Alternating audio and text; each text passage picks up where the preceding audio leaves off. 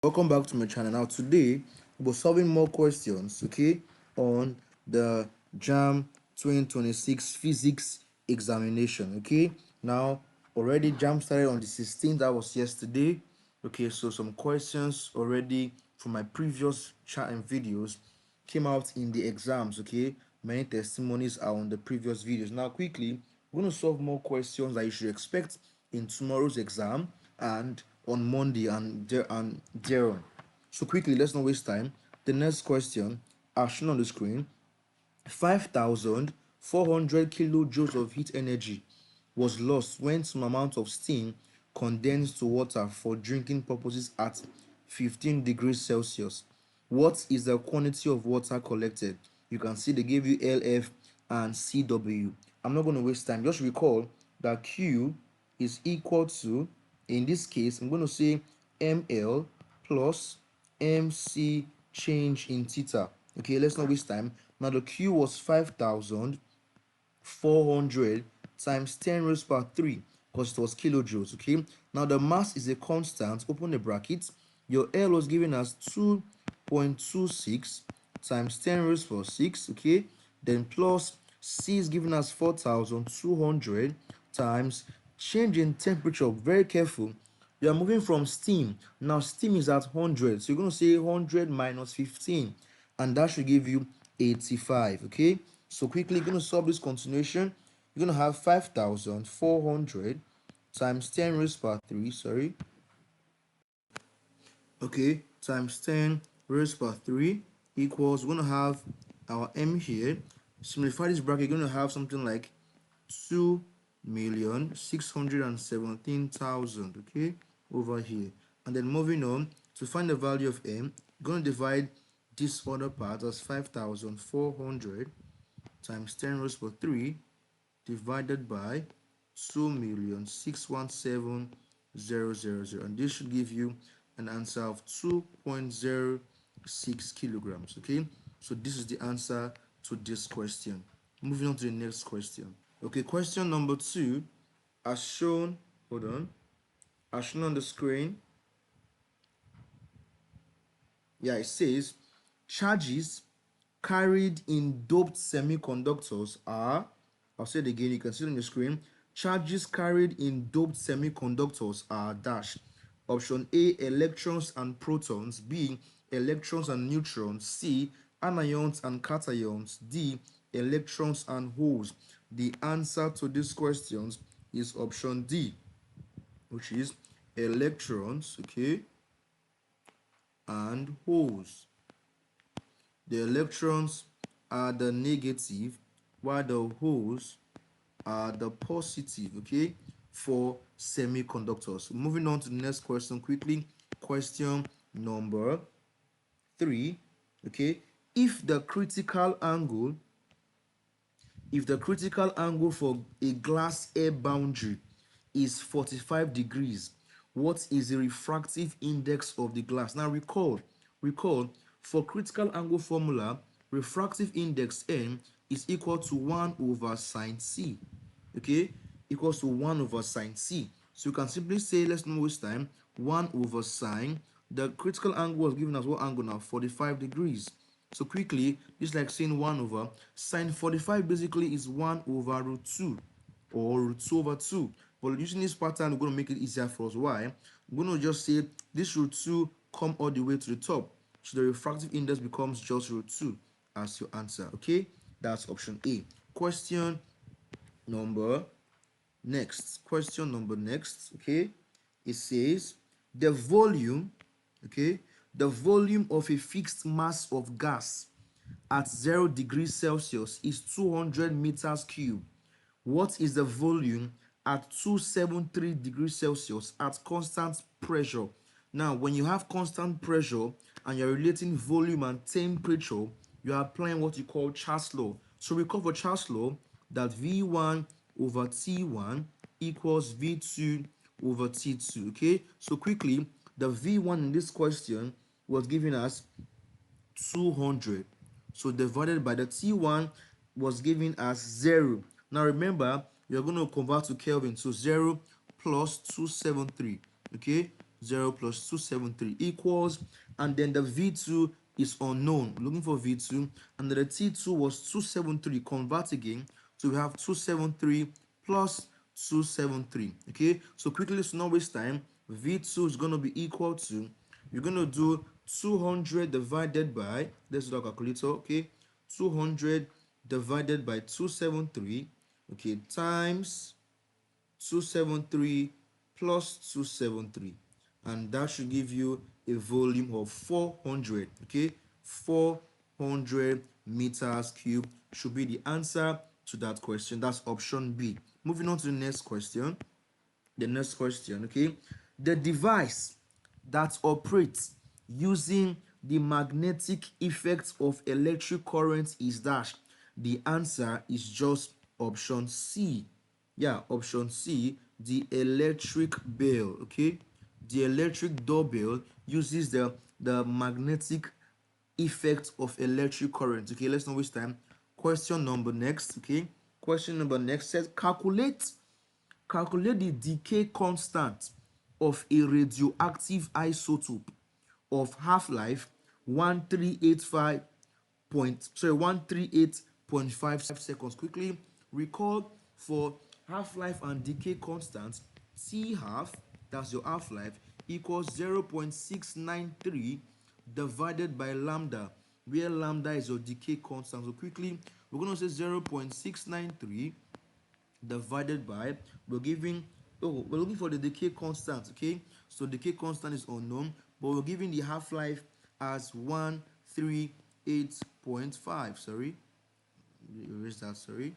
Okay, 138.5. So quickly, you're going to just have to cross multiply to make your lambda the SOF. So lambda should just be something like, we're going to have, yeah, 0.693 divided by 138.5. Okay, so go divide that value, you're going to get an answer of, okay, 5 times 10 raised by minus 3. Okay, 5 times 10 raised by minus 3, and that's in option A. Yeah, option A, correct. Option A becomes the answer to that question. Moving on to the next question. Okay, the next question, as shown here,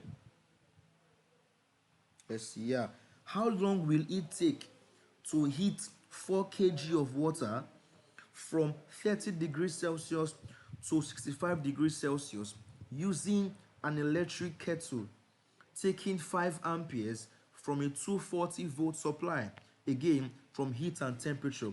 Now we are converting electrical energy to heat energy. So recall, for electrical energy we have electrical power, okay, times time equals mc change in temperature. Again, power is IV. We can say ITV equals mc change in what? Temperature. For my Nigerian students, you know ITV is a station you all watch when you were small, right? But here, I stands for current, T is time, and V is your voltage. Okay, so in the question given, the current was 5. We're looking for the time, how long, okay? And then the voltage was 240 equals, the mass of the water was 4, C was 4,200. Now, the temperature change from 65 to 30, that should be 35. 35. Okay, so quickly, to not waste time, you're going to have to just find T. Okay, so we're going to have to find T. So T should just be everybody here, okay, divided by these two values. You understand that? Okay, everybody in the black circle divided by the guys in the red circle. So when you do that correctly, you're going to get T to be, let's do that, T to be 490 seconds. Okay, and that becomes the answer to that question. Question number next. Question number next, as shown on the screen. Okay, so it says, yeah, it says the figure shows a uniform meter roll of weight 100 Newton balanced by a knife edge at the 10 cm mark and a cord attached at 85 cm mark. What is the tension in the string? Now quickly observe the diagram while I solve this question for you. From equilibrium of forces, remember class, okay, sum of clockwise moments must be equal to sum of anti-clockwise moment. Now, if you observe the diagram given to you, the tension is acting upward. If you should drag the roller in the direction of the tension, the roller should go in an anti-clockwise manner, while the 100 Newton, the weight, should go clockwise. So the 100 Newton is clockwise, the tension is anti-clockwise. So quickly, moment is force times perpendicular distance, right? Yeah. So quickly, I'm going to pick the weight first, 100 times what's the distance from the weight to the pivot. Remember, the weight of the object of the ruler, rather, okay, should be at the center. Now quickly, that's 50 at the 50 cm mark. It's a uniform meter rule, so the entire length is 100. Okay, so 100 newtons at the middle, that's 50 cm. From the middle to the pivot at 10, the distance is 40. So we're going to have 40 here, equals to the tension times, now from the tension to the pivot we have 85 minus 10, that should give you 75. Okay, so quickly solve this guy. T should be, let's see, calculator, T is going to give you 53.33 Newton. Okay, so this becomes the answer to that question. Moving on to the next question. Okay, moving on to the next question. Question number next says, yeah, what form of energy is present, okay, is present in the food we eat? Again, what form of energy is present in the food we eat? Option A, kinetic, B, mechanical, C, potential, and D, chemical. Now quickly, if you pick A or you pick C and you don't pick B, it means you're not a good physics student, because A and C are under B. Do you get that? Option A, B, and C are together. You cannot pick one and leave the other. So since the three are together, it means the three cannot be the answer, because you cannot have three correct answers in one question. So the answer should be option D, chemical. Okay, because food you take down, they are chemical compounds or chemical organisms, rather, that's chemistry based or biology. Okay, so the answer to that question is option D, that's chemical energy. Next question quickly. What magnitude of electric current can store 2.5 joules? Okay, can store 2.5 joules of energy in a 3 Henry induction coil. Quickly, the energy stored by an inductor is half Li squared. Don't forget the formulas on the screen today. Okay, E equals to half Li squared. Now we are looking for the current. The energy was given as 2.5, so we have 2.5 equals half. Okay, the L was given as, that's the inductance, 3, and then the current was given as what? So we're looking for the current, I. Yeah, I. So quickly solving this question, we're going to say I is going to be equal to 5 over 3. Okay, I is 5 over 3, and that should be 1 point something. Okay, that's around 1.29 amperes. The answer should be option A. Option A. Okay, A should be the answer to that question. Question number next. Question number next.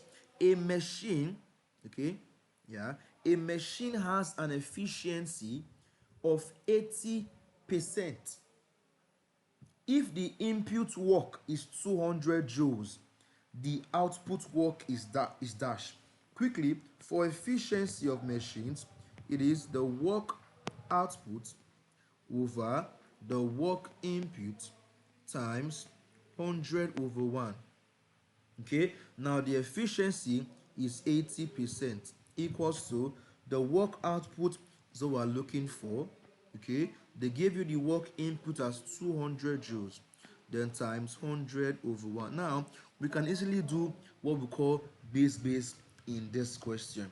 We can easily do what we call base here. How do I mean? Now 100 can take out 2 zeros, and then you just cross multiply. So the work output is going to be 80 times 2, and that's 160 joules. Okay, so option B, 160 joules. The next question says, okay, a wooden block of relative density 0.4 floats in a liquid of density 1,600 kilograms per meter cube. What fraction of its volume is in mass? Now quickly recall, from density and upthrust, for you to float, your upthrust basically must be equal. Okay, your upthrust must be equal to your weight for you to float. So quickly you can just say the weight of the object must be equal to the upthrust. Now remember or recall again, weight is basically mg, and upthrust is density of liquid, the volume of object in mass, and times g. So quickly, g can take out g. Now recall that density is mass over volume. So mass can be density times volume. Are we together? Okay. So over here, the mass of the object can be the density of the object times the volume of the object. Okay, OO, and then density of the liquid, volume of object in mass. Let's put I here. Okay, so we have density of object, volume of object equals to density of liquid, and then the volume of the object in mass. So let's put our values given and then see what we can bring out. Now quickly, the density of the object, okay, the density, yeah, of the object was not given, but the object's relative density was given as 0.4. Recall again, relative density is density of object over density of water, which can be 1,000, since we are working with kilogram per meter cube. If it were to be gram per meter, sorry, gram per cm cube, it will be over 1. But we're working with this guy because it's kilogram rather, so SI unit. So quickly, we're going to use that value to solve the question over here. So now the density will now be 0.4 times 1,000. So 0.4 times 1,000 for the density of the object, times, we don't know the volume of the object, so VO, leave it that way, equals the density of the liquid was 1,600, and we don't also know the volume in mass, so leave it that way. So we have these formulas here now. We're going to continue solving. The 3 zeros here, okay, rather just 2 zeros, sorry. Let's go back. Okay, so the two zeros here, take out the 2 zeros here.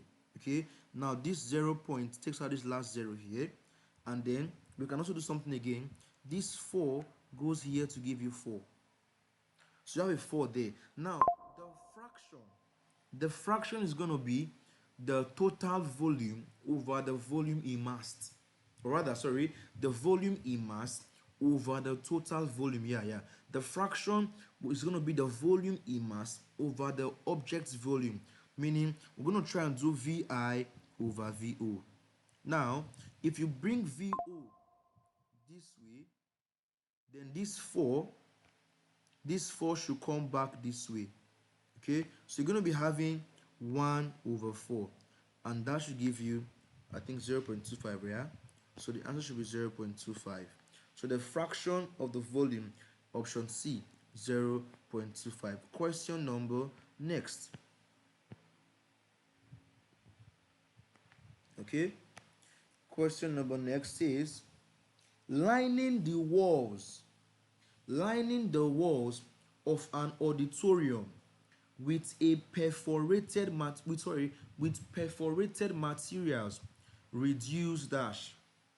I'll say it again. Lining the walls of an auditorium with perforated materials reduces dash. So option A, in fact, the answer is just reverberation. Okay, reverberation, multiple echo. That should be the answer to that question. They absorb sound. Okay, so instead of sounds to reverberate, okay, the walls are going to absorb the sound so they don't come out again. So option A becomes the answer to that question. Now question number next. If an object sinks in water, it means that, option A, its density is greater than that of water. Okay, sorry. Option B, upthrust equals its weight. Option C, density is less. In fact, let's not waste our time. Option A is correct. Okay, for you to sink, it means your density is greater, means you are denser than the water. So you're going to sink inside, you're denser. If you were less dense, you will not sink. Okay, so you are greater, so you're going to sink. Option A is the answer. The next question, yeah, it says, sorry, a well-lagged thin, yeah, a well-lagged thin metal rod of length 0.2 meters has a temperature gradient of 416 Kelvin per meter. If one end is at 233 degrees Celsius, what is the temperature at the other end? What is the temperature at the other end? Now, quickly, let's get the change in temperature. Recall temperature gradient. Temperature gradient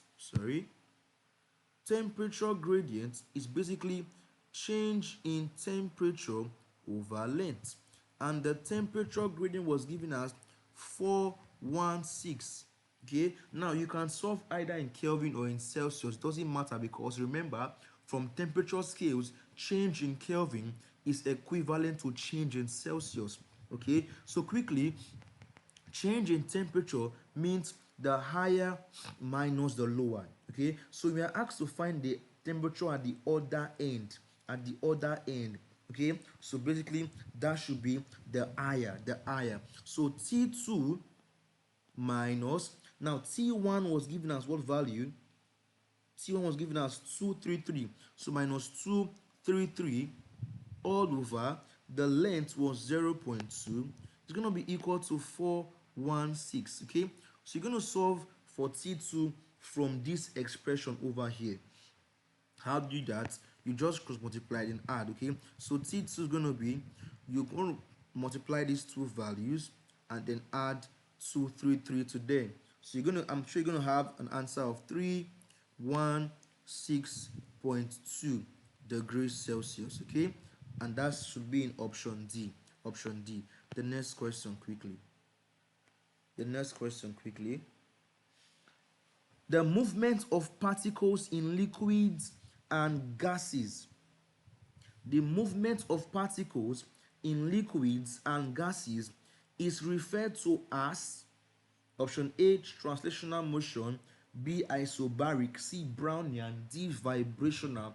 The answer to this question should be option C, Brownian motion. Remember when Robert Brown says objects move in constant motion, random motion, randomly. Okay, so the answer is option C, Brownian motion.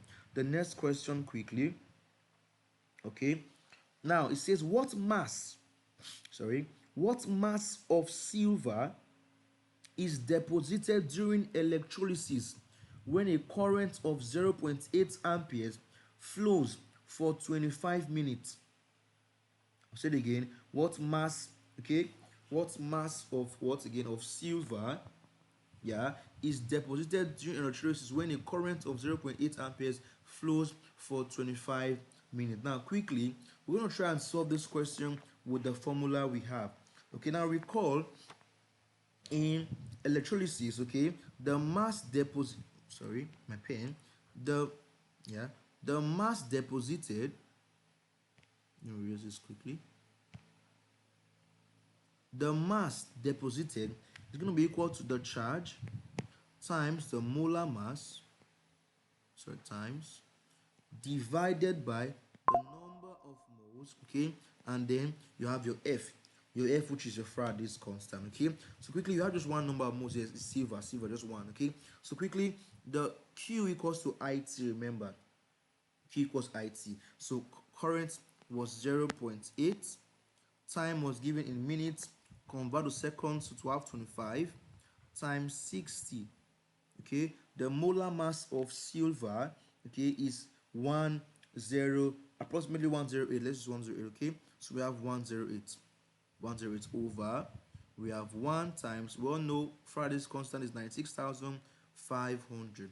So this, when you solve this correctly, you should get an approximate value of 1.34 grams. Okay, and that should be the answer to that question, option D. Next question quickly. The next question.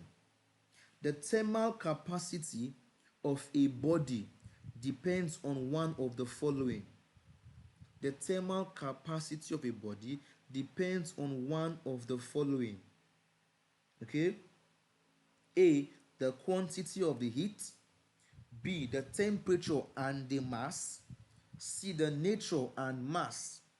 D, the mass, volume, and temperature.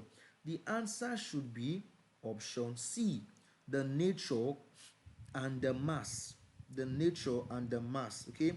Because basically, recall thermal capacity, capital C, equals to small m and small c, where small m is the mass of the body and c is the specific, okay, heat capacity. Now this specific heat capacity depends on the nature of the body or the material, and this is the mass. So this our heat capacity or thermal capacity depends on the mass and the nature. So option C is correct. The next question quickly, sorry. The next question quickly. Let's see. Yeah, it says, what is the pressure exerted by 4.5 meter cube of gas at 17 degrees Celsius in a cylinder if the number of moles is 8.3 moles? Now recall, ideal gas equation, PV equals nRT. Okay, the pressure was given, you are looking for the pressure basically. So pressure is going to be the number of mole in the question was given as 8.3. The molar gas constant was given as 8.31. The temperature was 17. So we're going to say 17 plus 273, all divided by the volume was 4.5. So when you press correctly or solve this calculator, you're going to get an answer of, let's see, yeah, 444, another 4.93. Okay, so you can leave your units in Newton per meter squared or Pascal, same thing. Okay, 1 Newton per meter squared equals to 1 Pascals. So that's the answer to that question, and option D. Okay, the next question quickly. The point where no magnetic effect is felt around a magnet is called, the answer is the neutral point. Okay, the point where no magnetic effect is felt is called the neutral point. Just for knowledge sake, if you have two magnets that are doing repulsion, okay, for example, we have this, the magnetic lines are going in this manner, okay, north and north, so they're moving out. Now this point at the middle is called the neutral point. Okay, the neutral point, just for knowledge sake. Moving on to the next question quickly. The next question.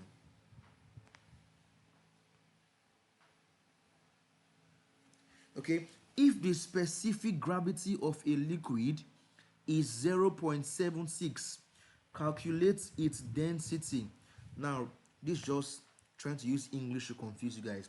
Specific gravity also refers to relative density, which is density of object over density of water. So the density of object is going to be equal to the density of water times the specific gravity. So density of water normally is 1000 in kilograms per meter cube, times we're given 0.76. So the density of the liquid, the object, should be 760. Yeah, so 760, what's going on with my pen, 760 kilogram per meter cube. So that should be option A. Next question quickly. The quantity of heat required to convert 5 kg of ice as its melting point to water without a change in temperature is dash. Without a change in temperature. Now, the options given, the answer should be option D, latent. Now, when there's no change in temperature, the heat used is not specific nor thermal, it is latent. Now, for ice, we're using the latent heat of fusion. So option D should be correct, okay? So I think we're going to do one more question and then we're going to end the video. I don't want to be too long, okay? We're going to end the video here and then tomorrow we'll drop another video tomorrow for those still writing on Monday or thereabout. So please do well to watch these videos and share to your friends so they can have a view of what they should expect in their respective examinations. Okay, so one last question quickly. Okay, in an AC circuit, the instantaneous current is 7 amperes. What is the root mean square value of the current? Now quickly recall root mean square is actually the peak current, okay, times root 2. Root mean square current is the peak current times root 2. Okay, now we from the question given, okay, sorry, excuse me, from the question given, the current was given as 7 amperes. Okay, now what is the root mean square current? That's the value of the IRMS. Now quickly, they didn't give us the peak, they gave us the instantaneous value. Now there's an issue with this question ideally, but let's just solve as though it's a JAMB question. Okay, so we're going to take that value of current given as the I, so quickly you can just say the root mean square current, okay, the root mean square current is going to be equal to 7 times 0.2 or 0. Oh, sorry, that's a mistake. Sorry, it's not root 2.